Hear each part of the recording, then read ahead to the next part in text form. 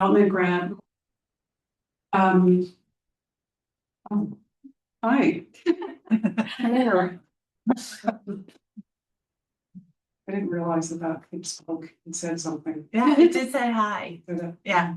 Hi. Principal investigator of the Partnership Development Grant that is looking at improving access to post-secondary education among those care experience. And so what we're going to be talking about here today is how we can collectively in our own orbits and maybe concentric overlapping orbits work with each other to help reduce barriers in access to education. But before I get started, I'd like to acknowledge that the Nova Scotia Community College, or NSCC, is located in Mi'kma'ki, the unceded territory of the Mi'kmaq Nation. This relationship stems from the peace and friendship treaties dating back to 1725, making all Nova Scotian residents treaty people. I would also like to acknowledge the 400-year history and enduring presence of African Nova Scotians who call this land home and have for generations. It's my pleasure to welcome you here for our National Day of the Child 2025 event.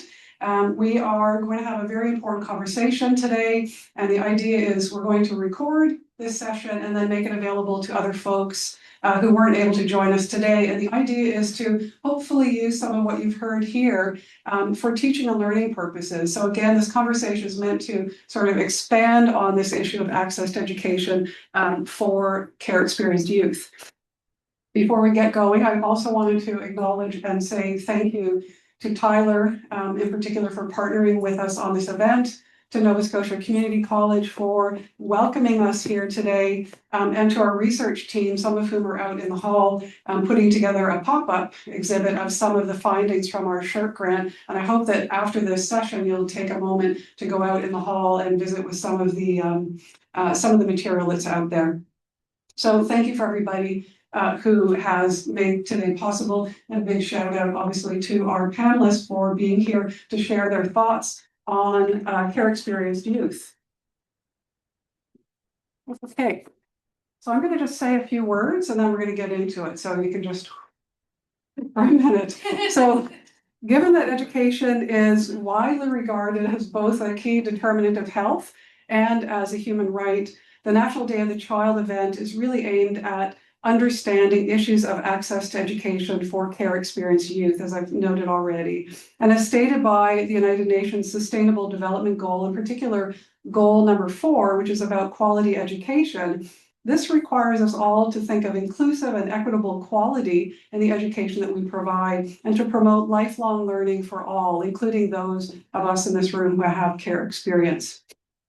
It's important to note that from the available data, that approximately 50% of kids in care don't finish high school. And in fact, less than 10% actually go on and complete post-secondary education. So we're really setting up former youth in care for a whole series of lifelong consequences, including worse health, social, and economic outcomes across the life course. So some of the key findings from our SSHRC grant found that care experienced youth, obviously, you know, many of you in this room know this, these individuals face multiple intersecting challenges beyond simply the cost of post-secondary education. These challenges range from emotional challenges related to trauma, abuse, neglect, through to inadequate support for housing, employment, physical and mental health, and of course, education.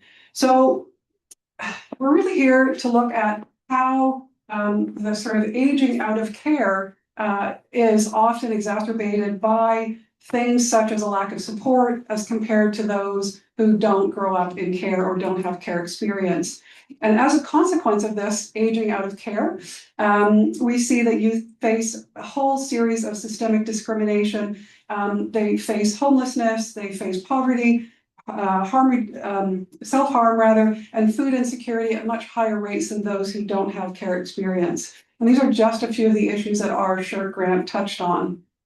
And as I said earlier, you can find more about our SSHRC funded research by visiting the pop-up exhibit in the hall. Our team hopes that you'll make use of these materials, not just the ones that are here, but we also have an e-learning platform that we have been populating with materials from this study over the last 3+ years. And so please do avail yourselves of those materials. They're not meant to be there just for the purposes of keeping a record of what we did, but rather for people to actually engage in those materials and use them for teaching and learning. Again, I want to thank everyone who participated in our SSHRC project, particularly for sharing your experiences, thoughts, stories, and reflections on what's working to support educational attainment of those with care experience and what we need to focus on moving forward. So I'm going to ask if we could please have a look at one of the 22 digital stories that we collected from participants who willingly and lovingly and graciously shared their experiences in care in what we refer to as sort of short, roughly 5-minute digital stories. And so this particular story is by Jasmine McLaughlin, who's actually a Dal law student currently. And so this is really just an example of the digital stories that we have collected over the last year plus. And those digital stories will also be available on our e-learning platform. So again, I hope that some of you in this room and beyond will avail yourselves of those digital stories. So I'll turn you over right now to hear Jasmine's story. Wasn't supposed to be here. Not law school, not vile. The system designed to protect me merely erased me. But I'm still here. And this is my story. I was born in California, raised in Vancouver, and moved to Fredericton, New Brunswick when I was just 7.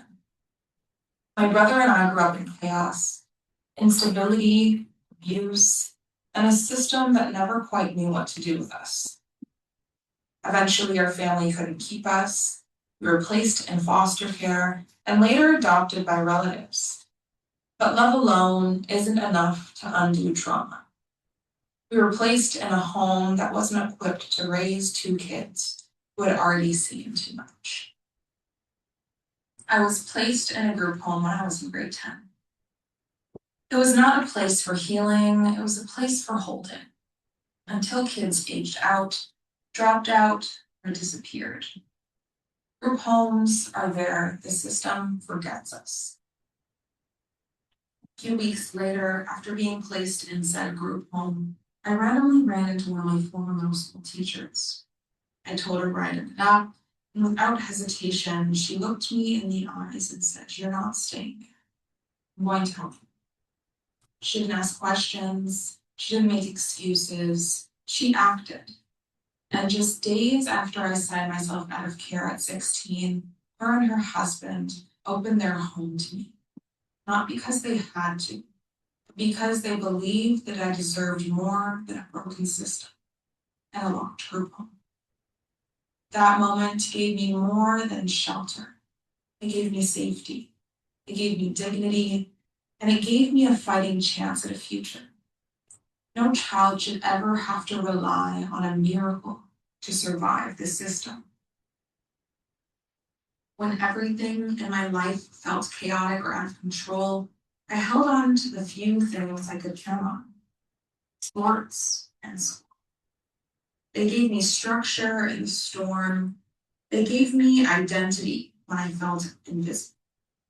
On the court, on the field, in the classroom, that's where I found my voice. My performance, my grades, my fight, those were mine. And they became the foundation of everything that came next. I wasn't lucky, I was relentless. I walked these halls carrying the weight of a life most of my classmates couldn't imagine. But I still showed up, every day. I wasn't just an A+ student, I was a student who had to fight for stability, for opportunity, for a future. I graduated with a 97% average, not because things were easy, but because I knew education was my only way out. I applied for every scholarship. I learned how to navigate systems most of my peers never even had to think about, just to have a chance at post-secondary education. I wasn't handed anything. I earned every step forward. When I walked across that stage, I wasn't just holding a diploma. I was holding proof that I survived everything that the system threw at me. After returning to competitive sports, I was lucky to have earned a scholarship. not just for talent, but for grit. That scholarship wasn't just money, it was access. It was permission to dream. It was the door that I had spent so long trying to open. And finally, someone handed me a key. Let's be clear. The system is not just failing a few kids. It's failing most of them. Only 46% of youth in care graduate from high school. That's barely half compared to the 83% of their peers. And for the few who do graduate, they're about 50% less likely to go to post-secondary education, not because they aren't capable, but because the system that raised them never prepared them to believe they could. These numbers are not just statistics, they're roadblocks. And they're why my story is the exception, not the norm. But it shouldn't be. When I got my scholarship, I didn't just walk through the door. I kicked it open. I went to St. Thomas University and graduated at the top of my class, the triple major, double minor, and a 4.223 GPA. Not because I'm exceptional, but because someone gave me a chance, and I refused to waste it. This is what happens when access meets potential. I didn't need saving. I needed a system that believed I was worth investing in. When graduation rolled around, it didn't dawn on me how big of a deal it was for me to cross this finish line. No one handed me this moment.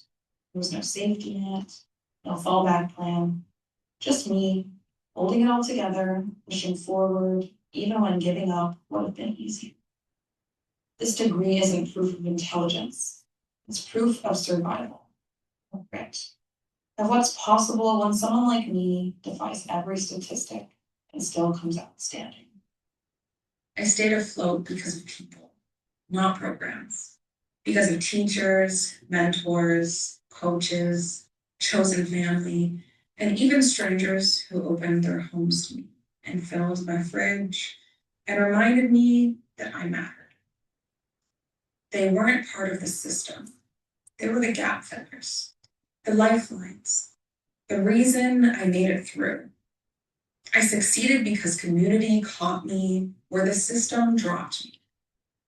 But survival shouldn't depend on luck or good people doing what policy should have already done. This is the little girl I was told she was too much, too broken, too complicated. The one who shuffled from home to home, system to system, never asked what she wanted, only where to place her next. And now she's standing here with a degree in one hand and her younger self in the other. I didn't get here because it was easy. I got here because I never stopped climbing. While others coasted, I hustled. While others were supported, I self-advocated. I had to be my own social worker, my own financial planner, my own emotional support system, all before I turned 20. This degree didn't come with privilege. It came with immense pressure and perseverance. Less than 1% of youth who experience care will graduate with a post-secondary credential. Less than 1%. Not because we lack ambition, but because we lack access. The truth is, we age out before we're even ready. At 16, we're already expected to have it all figured out. By 19, we're on our own. No housing, no income, no support system. Most are forced to survive instead of succeed. It's not a pipeline, it's a trapdoor, and 99.2% of us fall through it. The truth is, I was never supposed to make it here. The system doesn't build pathways to legal education for kids like me. It builds walls. Even applying felt impossible. The fees, the stress, the silence, everything about law school was designed without us in mind. But I climbed anyway. Bruised, broke, and tired, I climbed. Because I knew I belonged in this space. Not just to survive it, but to change it. This is what it feels like to age out of care and try to reach higher education. You see the opportunity, you know you're capable, but every door is locked, every form denied, every policy written without your mind. You're told the system gave you a chance, but all it gave you was an expiry date. 18 hits, and suddenly you're on your own. No plan, no support, no safety net. This isn't just a gap, it's a wall, and it was never meant for us to climb. We don't need a handout, we need a key. Access to education is not charity, it's justice, it's reparative, and it's long overdue. While our peers had guidance, support, and often generations paving the way, we had silence. No one to call for help, no one to co-sign the loan, no one to remind us of deadlines or show us what box to check. This is what it means to age out of care. Scholarship rejections, overdue rent, and a to-do list that no 17-year-old should face alone. We are expected to do the impossible with nothing, to rise above while everyone gets a ladder. And when we fall behind, we are blamed, not the systems that abandon us.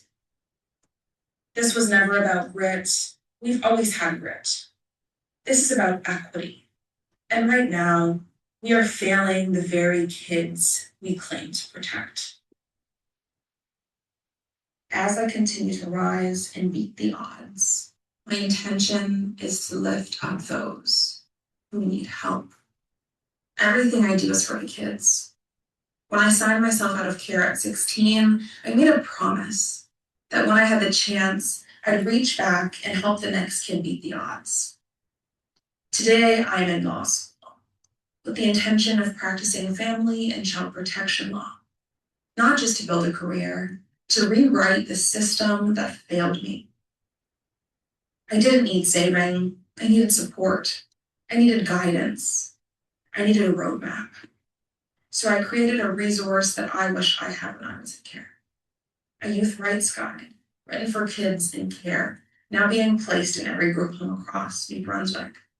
This is just the beginning. I intend to keep giving back. This was always the plan. Not because I had a career path, but because I carried that promise, and I'm keeping it.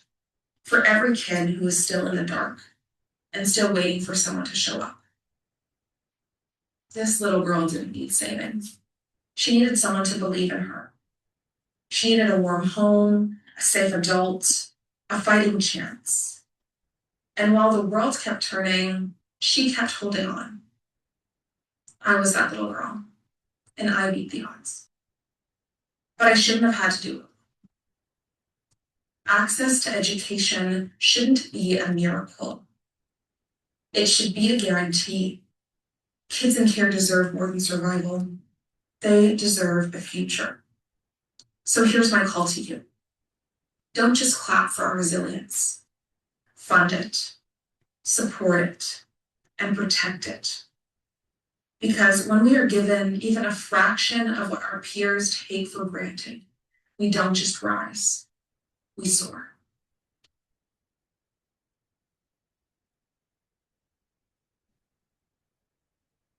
So, and that was the digital story from Jasmine McLaughlin, who is actually she's going to be presenting at an event at Mount St. Vincent University in the art gallery on December the 3rd. So for those of you who are interested in attending, you'll get to meet Jasmine and hear a little bit more about her story. And really the focus is on, is in keeping with the mission of the Mount, which is really advancing access to education for women and girls. So if you are available, it's 5 to 7 on December the 3rd in the art gallery at Mount St. Vincent University. Okay, so before we kind of just take a deep breath. I know that was a really impactful, really powerful video and quite a gift for all of us to be able to witness that. Very short video of a very long life with a whole variety of challenges, as Jasmine noted in her video. So as we move into the panel, then let's remind ourselves of the importance and the potentially transformational impact education can have on the lives of kids in care. And as stated earlier, education is a human right for all, including those who have experience in the child welfare system. We have an amazing group of panelists with us here today, and each one will be asked 3 questions on the issue of access to education for care experienced youth. The first question is going to be, what does education mean to you? The second question is, what is your organizational or practice going to do rather to improve access to education? And then the third one is, what's missing and what can we do going forward? So joining us today is Tyler, Kristen, I have to make sure I've got you in the right order. Wanda and Heather is here. And so I would invite each of the panelists to provide kind of a brief bio of how this work resonates with you. And then we will loop back and go through our questions. So we'll start with, I'm going to just start over here. Sure. Hi, folks. My name is Tyler Colburn. I am the professional development consultant with the Nova Scotia College of Social Workers. I use he, they pronouns. I identify as a queer settler, mostly of Irish descent. My family, keep it short. I'm like, in the beginning. My family's mostly of Irish descent and grew up in a military family down in the valley, but call Halifax home. More specifically, I live in Pumukutichik, or only known as Dartmouth. I am a social worker. I was resistant to becoming a social worker. I also faced my own barriers with higher education or academic pursuits, and I tried everything. Right out of high school, I thought I was going to become Steve Irwin for some reason, and thought that the pathway to that was biology at Acadia. And turns out I was really bad at university and struggled through so many different programs. And it wasn't until much later in life that I had the access and the means and the support to go back to school to become a social worker. It took me 18 years to finally get a degree, and it was a lot of luck and a lot of just privilege. I think about going back to school and how the only reason I could do it is I worked with an organization that said, you can do it, we'll support you. And at the age of 36, I think it was, I moved back into my mom's basement, which is great for dating. But I made it. A couple other things about me, I guess. I care a lot about social justice and anti-oppressive practice, and I'm privileged to work at an organization that, even though we're a regulatory college and there's an element of gatekeeping and providing barriers to practice in social work, we also have a strong lens on advocacy and social justice. And I didn't want to be a social worker, mostly because I've met many social workers who are jaded and burnt out and causing harm in systems and carceral ways in the nonprofit space where I often work. But I was often told I should be a social worker. And when I eventually became a social worker, I do it with a mix of pride and also sort of like critical analysis that we need to do better. And I think our regulatory college is doing a good job of pushing people to apply anti-oppressive practice and strive for social justice, decolonization where possible, because we live in inherently oppressive systems. So yeah, I think that's enough for me. All right. Also for you, Chris. Sure. Hello, so I'm Kristen Anderson. I got some pictures up there that really showcase my life. I have 2 fabulous teenagers, a wicked rescue dog named Mima, who is my life. She gets me up every morning, but I am a proud social worker. So if you would have told me 30 years ago I would end up in social work, I probably would have laughed at you. Never really had a plan, just kind of flying by the seat of my pants, finding things that look cool. Currently, I am still in school, so there you go. But really focused on teenagers. I love working with teens. Teens are fantastic. They'll tell you exactly how it is. I've worked a proud youth worker by training, working across multiple different settings, schools, emergency rooms, custodial facilities, transitioning back into communities. And I believe that teenagers know what they need. I believe that there are a lot of regular changes that happen over adolescence, which gives us an opportunity to kind of see strengths, see opportunities. And I have learned a lot from the thousands of kids that I have had the opportunity to partner with and their families to sit by and support.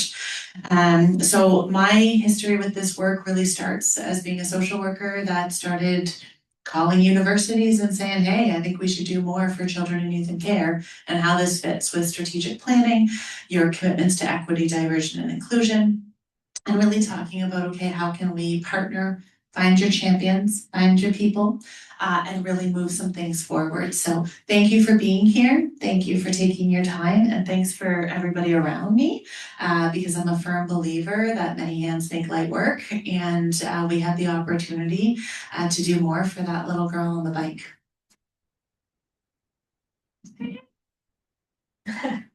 Hi, so I do have a little script to keep me on track and not to go overdue, but I think I should start with the photo behind me because I noticed after submitted, everyone had these lovely professional headshots. And this is me. So I think I'll start with what this is about. And really, I think this, when I really think about this photo, this speaks of family privilege. This photo was taken this past summer in Newfoundland. I'm from Newfoundland, and this is me out in a boat built by my brother. And so this expression is an expression of great joy. So this was the expression before we saw the shark. But yeah, so being able to return to where I grew up and have that connection and that base with family, and to be together with our kids. Also the mom of twin boys, 16 years old now, so knowing a little bit about the adolescent years. Yeah, so that's kind of what this is about, and a little bit about me. But I too am a proud social worker, 34 years in losing track. I am manager of counselling and wellness at the Nova Scotia Community College.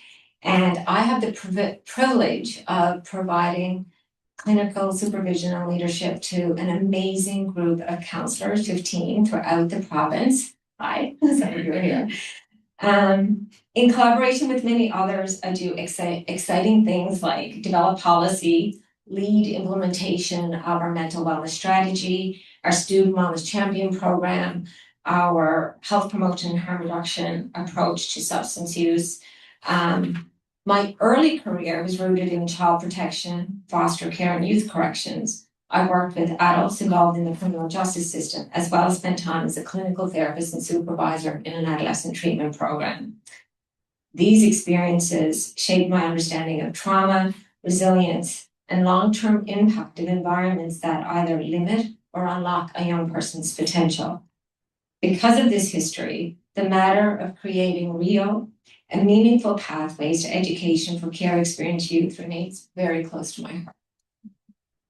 I've seen firsthand the incredible strength of young people and adults, and also the systemic barriers that too often stand in their way. I've also seen how just one supportive relationship, one clear opportunity, or one flexible pathway can completely alter a young person's trajectory. And to be honest, I don't think anyone could have told that story better than Jasmine. So yeah.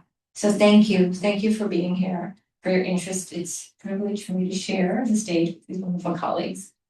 Thank you. My name is Heather Carrington, and I've been a social worker with child and family well-being for over 20 years. I'm working in family support and most recently children in care for several years. And now I'm in a new role as a specialist focusing on professional development.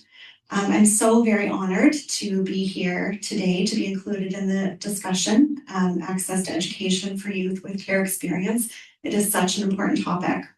I have been asked to share a brief overview during my opening remarks about the PATH program, which began in January 2024. So some things that led to the development of PATH is the awareness that when youth leave care or youth services, they may lose support, maybe without family, may be acutely vulnerable to poverty and homelessness, may take longer to transition to adulthood, and may experience worse health outcomes than their peers with no care or youth services experience. So PATH was designed to assist youth between the ages of 19 and 25 and who were in permanent care when they reached the age of majority, or were supported through youth services while living outside of their parent or guardian's home when they reach the age of majority. So PATH aims to support youth to ensure that they are safe, healthy, and have positive connections to their communities and have equitable opportunities to access supports needed to thrive and reach their fullest potential. PATH helps as youth transition to adulthood in two primary ways, and that's through financial aid and community-based supports. So the financial aid is delivered through biweekly payments. It begins with $20,000 annually for those age 19, and the payments decrease by $2,000 annually, tapering to $10,000 at age 24. The payments reduce each year to promote gradual independence, and participants can opt for payments to be made to a trustee if that's something that they prefer. Eligible youth can receive payments dating back to the program's start date, regardless of when they enroll. And if PATH participants are also supported through programs such as income assistance, post-care and custody agreements known as PCCAs, or the disability support program, their supports will not be reduced. It is supplemental. PATH funding is also not taxable through CRA. And PATH participants have access to a 24-hour, 7-day-a-week, 365-day-a-year helpline that is operated by youth outreach social workers through family services. And these staff complete required check-ins at various touch points with PATH participants. And youth may engage in optional programs and may also be connected to additional supports in the community that might be of benefit to them.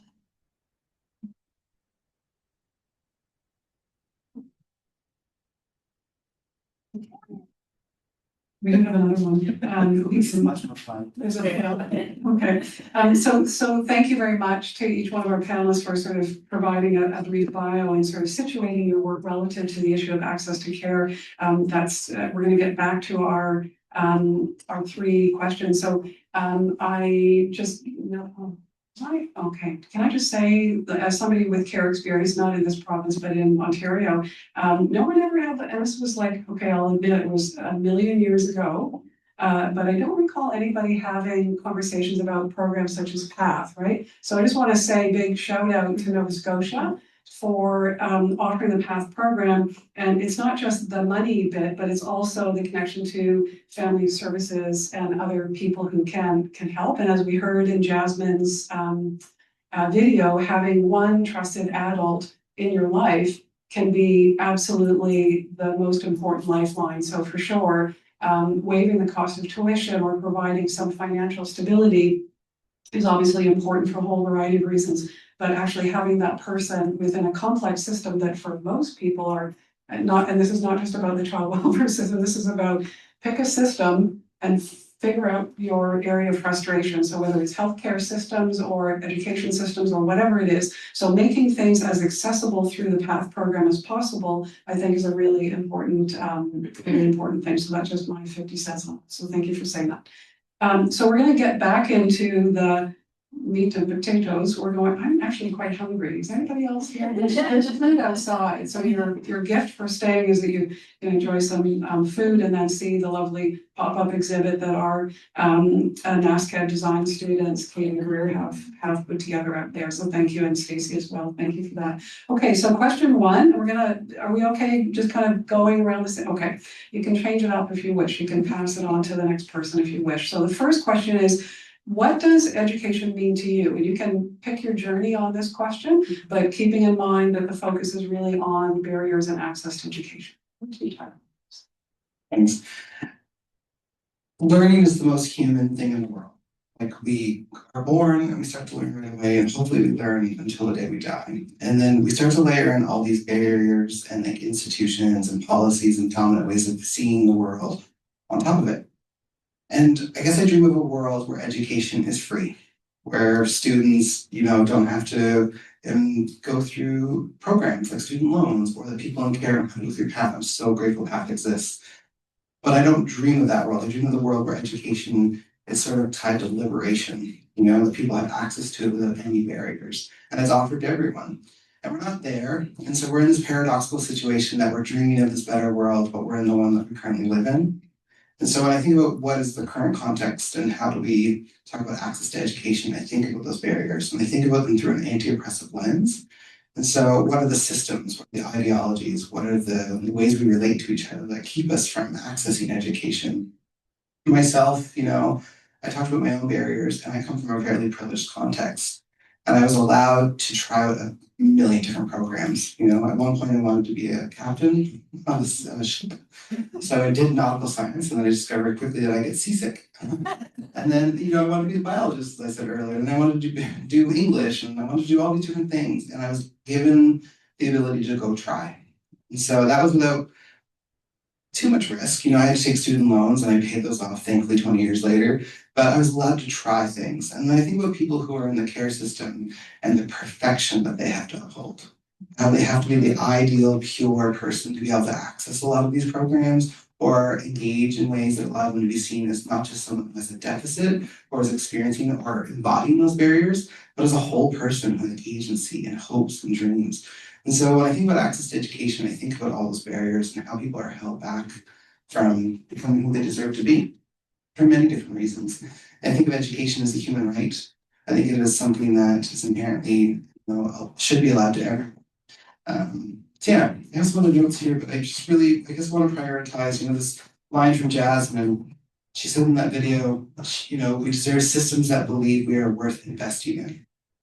And alongside that, I think it's, I wish we also had systems that didn't make us have to prove our worth to be able to engage in these systems. Whether it's someone in care or whether it's someone applying to school, you have to be one of the best to be able to get in. Even the social work programs these days are very competitive. So I just dream of a world where there's less barriers. Thank you. I dream of the world.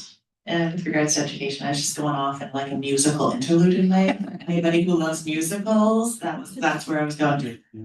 Yes, absolutely. But I dream of a world where education can be viewed as an opportunity instead of a requirement. When I think about the thousands of youth that I've had the privilege of interacting with across my career that has taken lots of jig-jags and what are you doing and what's going on, but at the end of the day, it's always been surrounded with youth. And I think about those that came and talked about this is what I want to do when I'm older, and they were able to embrace those opportunities and really look at their strengths and then the places where they feel that they excelled, kind of like Jasmine and her sports and her grit and her relentlessness in terms of I am doing this. As opposed to some of the youth that I've worked with that view school as a requirement, like what do I have to do to get out of this? I don't want to be here. And then I think about those core pieces of human connection, relational practice, and the opportunity for people to see you where you're at and support you to get to where you want to be. I think that's one of the pieces as we look at our research across the tuition waiver program, and we talk about the importance of sitting with, being with, supporting with. In no place in my career have I heard, I don't want to do this, I'm not interested in this. It's, I'm not sure how to do this. I'm not sure how I can get there. I have 0 high school credits. I haven't attended a full year in a long period of time.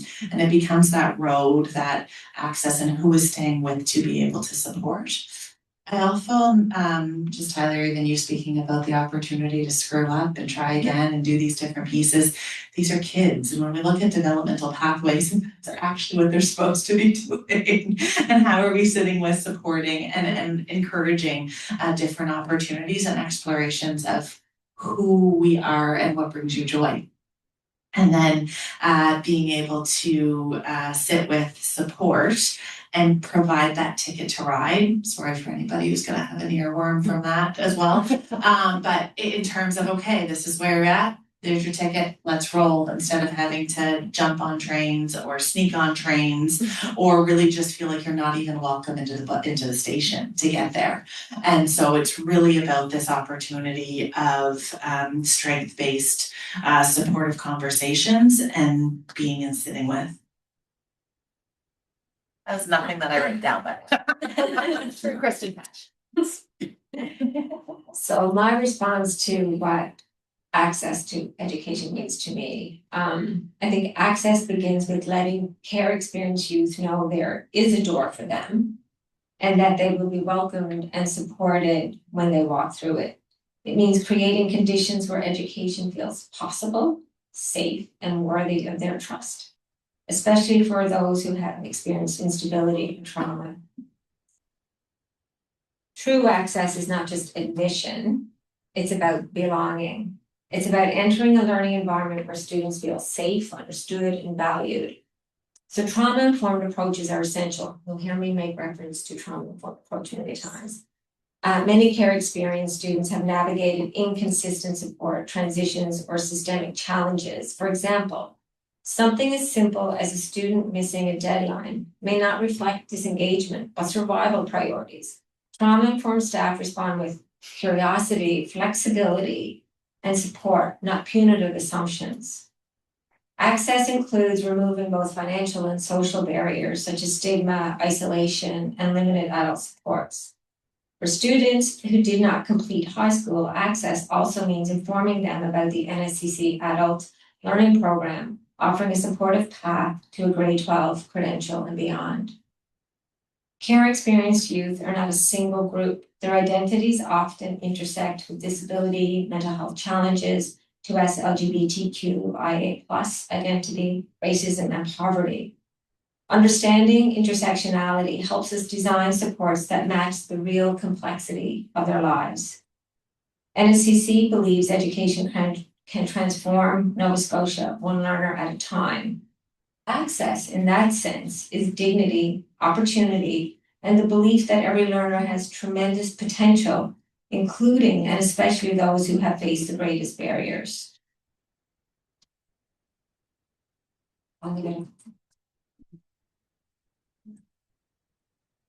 So what does access to education mean to me?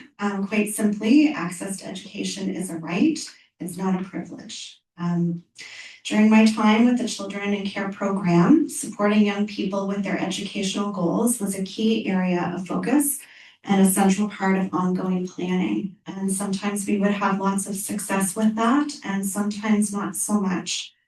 Learning about any learning challenges or strengths that young people may experience is important so that educators can best support the young people throughout their learning journey. And also ongoing collaboration with community partners, I think, is essential. Within my new role as a specialist with a focus on professional development, I am excited to create and modify and deliver professional development offerings to staff within CFW. I'm particularly looking forward to working on training specific to children in care, youth services, PCCA, and PATH. And training that will focus on creating care plans that, of course, include educational planning and plans that will help young people transition to adulthood successfully. Effective planning should be child-centered and take an individualized approach. It should be done early on and continued on an ongoing basis, and should also involve key supports in the community as part of that planning through circles. I believe that with support, young people should become aware of educational opportunities around them, develop goals about their education, and be encouraged to access those opportunities. And it's important that they have people who believe in them, like was previously said, and who have high expectations of them, people that want them to succeed, and of course, that ongoing support.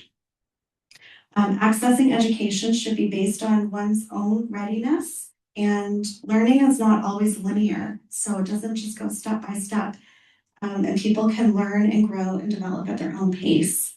And that's, to me, the beauty of having youth supports while in care, and then supports in place as they transition from care, and then having those same supports in place beyond care, so through PCCAs and tuition waivers. So having supports at various levels, I think, helps people engage in their education when they're ready to.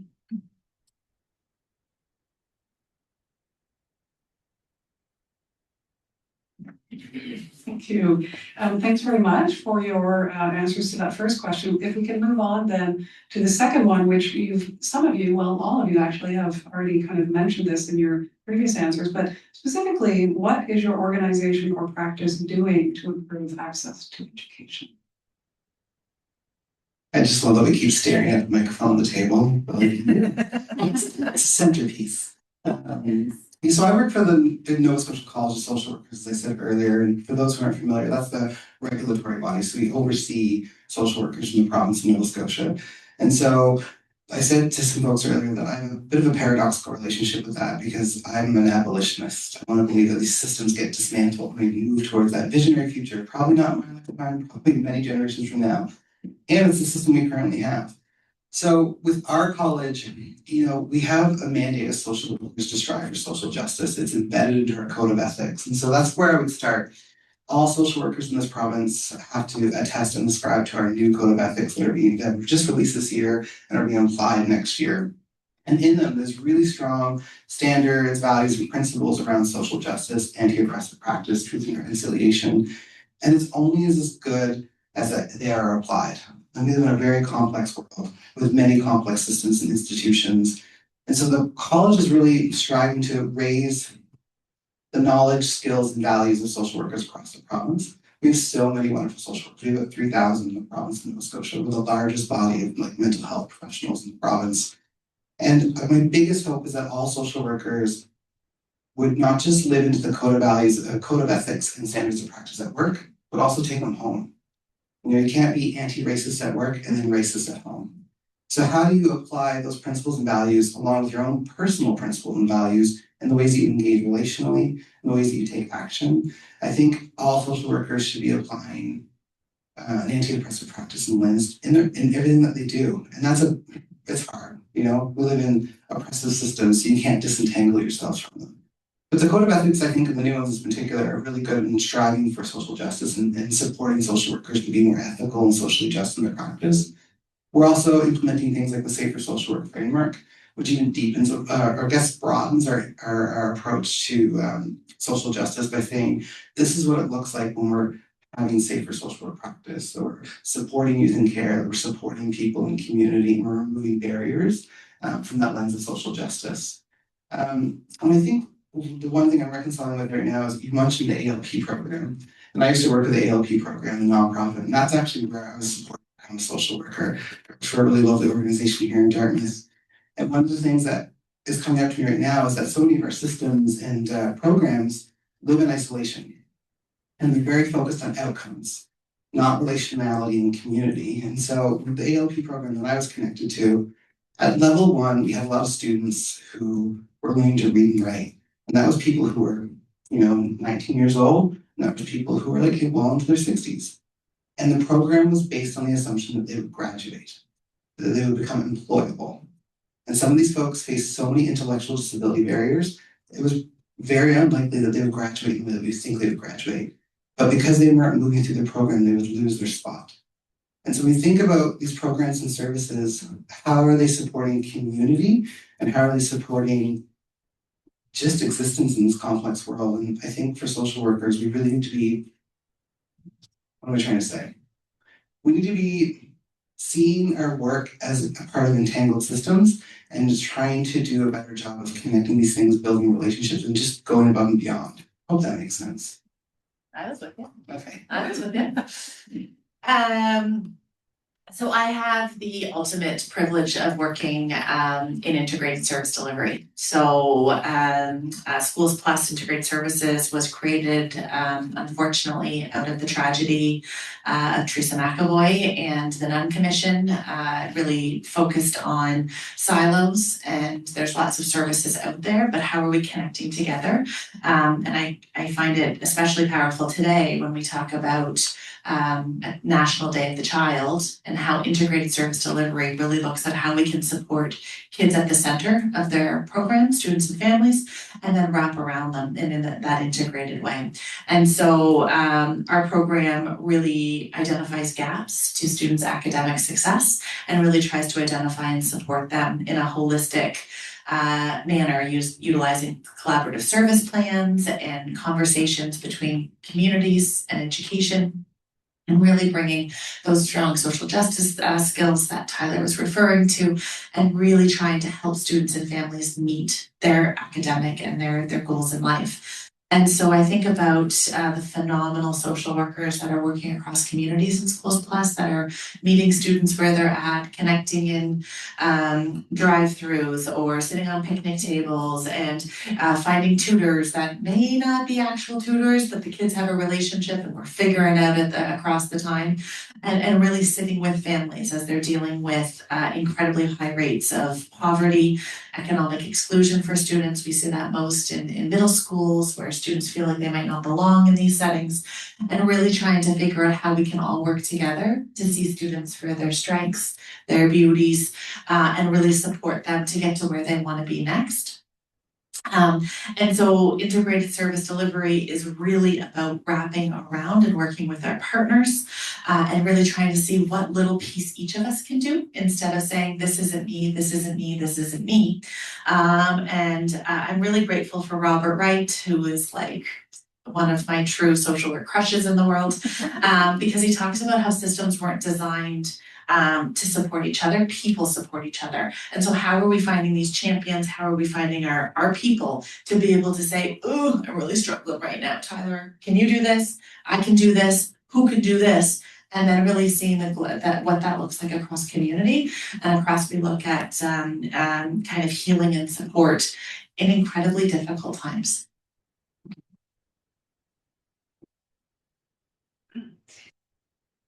So Nova Scotia Community College, our mission, building Nova Scotia's economy and quality of life through education and innovation, guides our efforts to support those who face systemic barriers, including former youth in care. So what really kind of stood out for me when I started work with the college was this quality of life kind of statement within our mission statement, because that's for everyone. And so we know, of course, that when people are successful and find a way through the education that's going to work for them, that helps society as a whole. The tuition waiver program removes the financial barrier that often puts post-secondary education out of reach for care experienced youth. And so I was very pleased that we launched our program in January of 21. There are a variety of other supports such as bursaries, urgent aid, emergency housing, student food pantry. Those kinds of things send a powerful message. Your circumstances should not determine your opportunities.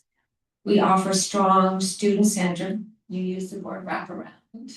I would say that's a term that we definitely try to embrace here as well. Wraparound supports including personal and career counseling, accessibility services, academic support such as tutoring and loaner laptop program, cultural supports, advising and community referrals. We've developed a virtual student wellness hub, and on there we have a page dedicated specifically to former youth in care. So there's, you can imagine on our hub, we have various doors depending on how students might identify or what specific support they might be looking for. So we focus on what's available for them here as well as in the community and so on. We are changing our policy, so changing our practices, and we have now what we refer to as the campus care team approach. So when we know we have a student who is struggling, has complex needs, then we stand up at what we refer to as a campus care team. And so that enables folks in student services working hand in hand with folks on the academic side of the house. We're working to increase awareness across the college community about who care experienced youth are and what they may carry with them. The education emphasizes, again, I will say, trauma-informed approaches, predictability, choice, and compassion, and intersectionality, recognizing layered identities and systemic barriers. For example, staff are encouraged to ask, what support would help you succeed, rather than why didn't you? Shifting from judgment to empowerment. And on the matter of educating like our college community about who this population of learners are, on our internet and our intranet site, I Connect, we have a site dedicated to this population of learners with links to the Atlantic Tuition Waiver Program and so on, and the policy briefs and things like that. But yeah, we offer personal letters to recipients of the bursary, inviting them to connect with various supports and services. We have partnerships with community groups to offer individual and group personalized campus tours, which helps to reduce anxiety and build confidence. But you know, as I share these things, these are good things. Like since the announcement of the of our bursary program, you know, I think many of us knew, we knew pretty early on that it would require more than just a tuition waiver for this group of learners to be successful. We're making some gains, but we have lots more work to do. And I think that's the power of this research. We're gaining lots of knowledge and bringing together, you know, hearing the stories that we did off the top of this time together today, I think reinforces what we're doing and the work that's still ahead of us. So at Opportunities in Social Development, I just have to start with the social workers first and foremost. There are many dedicated social workers within child and family well-being who work really hard to try their best to support young people, including youth who are in care or who have been connected through youth services or who are engaged in post-care and custody agreements. So through collaboration with the youth and their key supports, individualized care plans are created that include educational goals. They work on these plans that aim to help youth successfully transition to adulthood. Social workers who are working with the youth also advocate on behalf of the young people that they support, and they collaborate with various community partners as well, including partners in education. So there's a consultant within education that child and family well-being staff are able to connect with when the young people that they support may encounter struggles while trying to work through educational plans.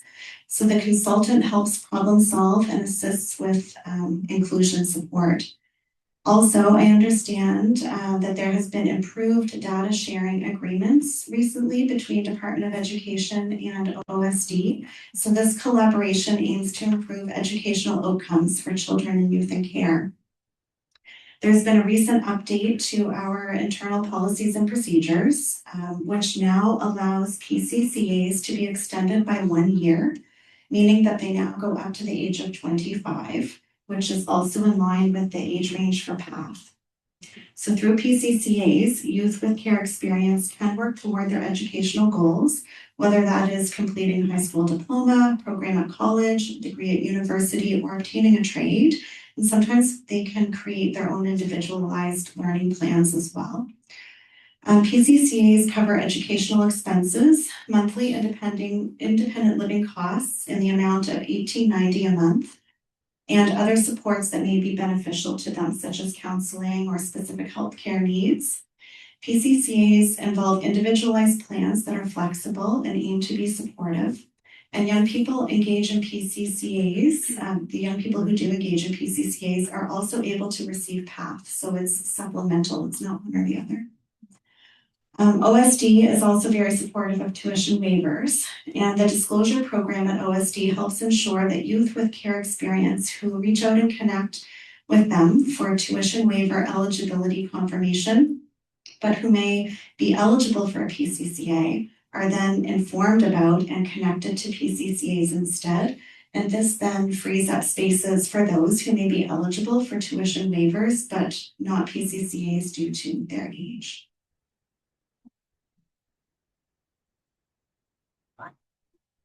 To be fun, so like chair to be taken away or something, take it into games. We're gonna turn the music on and then shut it off and go around the chair.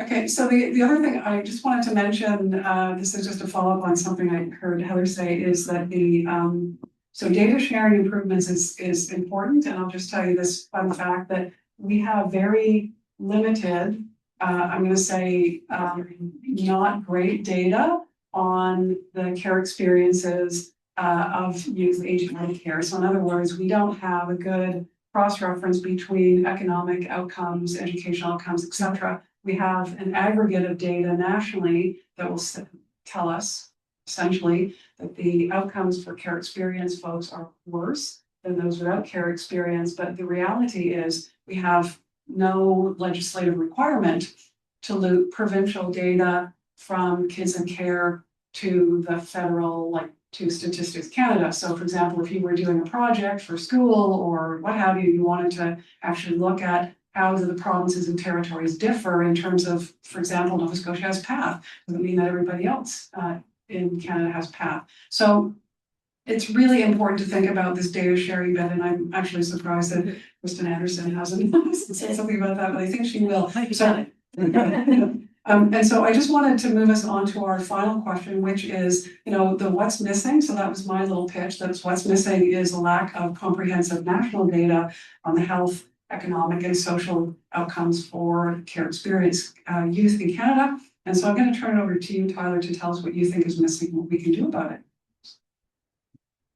I have all these lovely notes, and my brain just keeps coming back to the fact that while doom scrolling yesterday or this morning or 5 minutes before this, I saw that we're on track to have the world's first trillionaire in the next few years. Elon Musk might become a trillionaire. Billion is unfathomable to me, but trillions of dollars in net value. So as we're talking about these complex social issues, I'm also thinking about the fact that we're, headed towards fascism and authoritarianism. That white supremacy is entangled throughout all of our systems. And so when I think about these youth in care, I fundamentally am thinking of the lack of resources. We can send Katy Perry to space, but we can't send youth in care to school. Like, it's just bananas to me. And so when I think about social justice and anti-oppressive practice, and like specifically for social workers, I hope social workers are angry, and I hope they're taking action. And I also know that many social workers face barriers, and life is getting more complex and hard. And like, for me to get out the door, go to Costco feels like they have most days. Didn't think I was going to talk about Costco here. But ultimately, like, the big thing that I think people need to be thinking about is like all these systems are interconnected, and we need to be taking action at every scale. I think most importantly, we take action at the relational scales, the people we're friends with, people we're family with. More at a systems level, the province is just dragging its heels around the Child and Youth Advocate Office.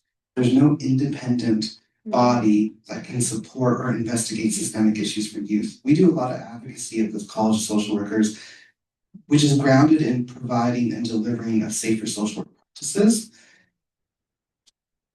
And there needs to be an independent body that is there to support youth and care of youth. Other provinces have a Child and Youth Advocate Office. We do not have one. The province, a couple governments now have said that they're going to support one, and they're still not doing it. We also have to move beyond a one-size-fits approach to education. Like I mentioned earlier, we're really tied to outcomes, and a lot of our programs and services say, you have to be this to be able to access this, and you have to achieve this, otherwise it all disappears. I, again, dream of a world where these programs allow people to fail, allow people to screw up, and still provide them with support and honor their agency. There's also a real disconnect between justice, health, and education. So when we talk about, sharing data, I think that's the bare minimum. But, beyond that, it's like, how are these departments working together? Even for social workers across the province, it's, pretty common for me to engage with a social worker in a health system in one place and then another one in another health place with different policies, even though they're supposed to have the same ones. So there's a real disconnect across the different departments. I think really, again, my biggest takeaway from this is that I hope that people, whether here in the room or listening online or just out in the community, are taking some sort of action at whatever level you can, because things are getting worse. So I look at the Jasmines of the world, and I look at the individuals who have had the opportunities or the fight or the relentlessness to be able to get to where they are. And I'm a big fan of resilience research, and we can't use resilience in that way, right? Because it needs to be opportunity, it needs to be consistent across, and it needs to be the data to be able to say, how are we doing? I am super excited for those individuals who are able to move through and fight like hell, to be able to get where they are. And Jasmine did a beautiful job of outlining, nobody gave me anything. Nobody gave me anything. I fought my way all the way through, and I see people that fight every day of my practice and are unable to have similar results. And so then it becomes a question of equity and how are we supporting. I think I'm a bit of a data nerd, and if we don't know how certain populations of Nova Scotians are doing, then how are we trying to evaluate, support, and do better in the future? And so when I think about my own 4-year journey, trying to understand and obtain data of multi-system involved youth. So how many Nova Scotian youth are justice involved? It's really hard to find that data. And in addition to that, there's lots of good people around integrated service delivery tables who are like, oh, I'd love to work with you on that. This works really well. But nobody would stand up and say, let's provide the data sample. Let's do this. Let's figure this out. And so when we look at some of those numbers around how a lot of youth in care are more likely to go to jail than they are, unfortunately, to graduate high school. And I think about my 16 years at the Nova Scotia Youth Centre and seeing the number of kids that I would be like, oh, this is where we need to start to do this work at an early identification, really supportive, and looking at policies to say, how can we create pathways to be able to support individuals looking at their strengths? And most importantly, how are we evaluating our programs, what we're offering across government systems to be able to see if they're working? What needs to be different? What needs to be implemented? And then how are we talking about children and youth in care? Because I feel throughout my work in integrated services, I had an amazing opportunity to work with the Let's Care Collective and really working with government partners to be able to understand from lived experience people's perceptions of some of the systems and hearing their stories like we're doing with digital stories. But individuals with lived experience, they tend to be kind of put in boxes instead of exploring all of the different boxes that they explore all the way through. So we know that they're more likely to be from diverse, culturally specific populations. We know there's systemic racism. We know there's environmental poverty. We know there's environmental racism. We know there's all of these pieces, but yet there's no, okay, let's identify, let's wrap around, let's look at our data from One Chance to Be a Child and see what we could do to really move this forward. Let's really push for, and I'm very grateful for Jackie and the tuition waivers work around trying to get the federal government and senators involved to say, actually, there are transfer payments that happen to provinces. We signed on to the United Nations Convention on the Rights of the Child. We signed on to the UN Sustainable Development Goals, and yet we're actually not producing anything to say, hey, we're doing okay, or how are our kids? To quote a phenomenal mentor in my life, Dr. Alexa Bagnall at the IWK, she says that, you know, students are 25% of our current population, but 100% of our future. So our kids are our future. And how are our kids doing? When we look at data, when we look at conversations, and we look at the areas where youth voice is expressed, youth voice is kind of highlighted, there are populations of youth that we really need to lean in and support, and then to really get at that intergenerational trauma and intergenerational struggle. And there is research out there to be able to support us to do different. I'm just sitting there reflecting on what you just said, so I don't know what I can say now. You got it. Yeah, so I was focusing on specifically, I think, around post-secondary setting, what we can do going forward, and a little bit beyond that. But so many of our care experienced youth are unaware that the tuition waivers exist. So we need stronger synchronized outreach across ministries, agencies, high schools, community organizations. So youth consistently hear college or university is here for you. I just think about the I mentioned earlier in my introduction that I have 16-year-old twin boys, and I think about the conversations, or grade 11, the conversations that we have that occur so naturally at our table. Like, I'd like to think like I'm not like putting the pressure on, what are you gonna be? What are you gonna do? Where are you gonna go? But we're having conversations, we're instilling the idea that this is a possibility for you. I don't even think it occurs to my kids that post-secondary is not an option. But I think about youth in care, and I think about, do they really know? Can they imagine? So what is it that we're saying or doing that enables these youth to even imagine themselves or believe that this is a possibility for them? And at a college or university setting, access can fail if the broader community doesn't understand the needs of care experienced learners. Getting back again to the need to continue to educate faculty and staff about intersectionality, about trauma-informed practice. When the community understands the why, students experience fewer moments of re-traumatization and more moments of connection and confidence. A student who's experienced trauma may shut down when overwhelmed or when instructions feel unclear, but a trauma-informed staff member can create clarity and predictability, offer choices, normalize the struggle, reassure rather than penalize. These interactions often determine whether a student stays or leaves. Attention to the basic needs that shape academic success. So we're talking about social determinants here. We heard we heard from Jasmine, like the constant focus and trying to problem solve how one meets one's basic needs: housing stability, childcare, food security, targeted academic support, and mental health resources. So those supports must be coordinated, not siloed. When youth leave the care system, they should not lose the adult services or scaffolding that help them cope. We need stronger cross-system collaboration to ensure they are supported before, during, and after the transition to post-secondary.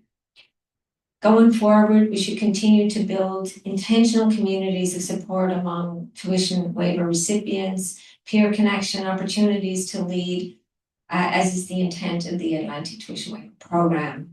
The goal is not just access, but belonging and long-term achievement. So supporting care experienced youth is not just a bursary waiver, it's a commitment rooted in pride, compassion, and belief in that these young people can achieve. We have the privilege of helping shape new pathways and contributing to more hopeful futures. So I think that's what we're up to.